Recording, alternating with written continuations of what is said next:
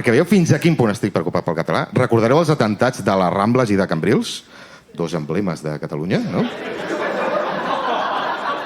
Van anar a fer mal, Els dos llocs que sabien que farien més mal, no? I poc després dels atemptats es va filtrar un vídeo a la premsa, un vídeo que havien gravat els propis terroristes a la casa aquella que tenien al Canà, que ara és un pàrquing a l'aire lliure, aquella casa, no? Ara van els quillos del poble a fer trompos allà, ho sabeu, no? Això ho sabem tots.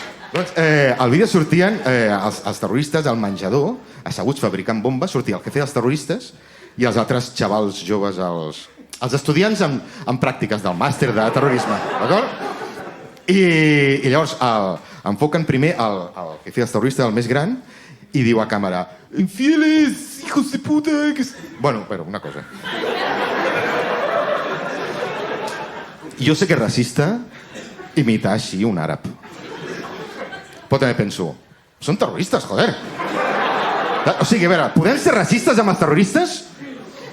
Jo sí, jo he decidit que sí.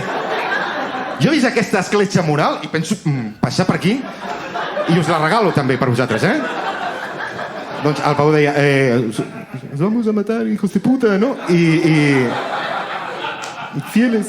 I llavors la càmera enfocava un altre xaval, un dels xavals joves, i el xaval deia: "I vosaltres també, que us esteu cardant en un berenjenal que flipareu." I jo vaig veure això, i us juro, vaig fer... O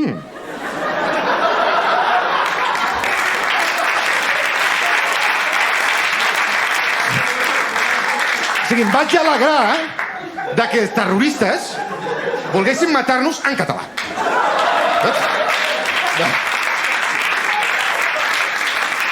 Sí, parlant seriosament, el terrorisme, hòstia, és una derrota moral absoluta, no? I de tota la societat, a més dels que estem aquí, també.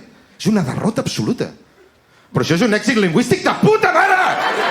Visca Catalunya! Allahu Akbar!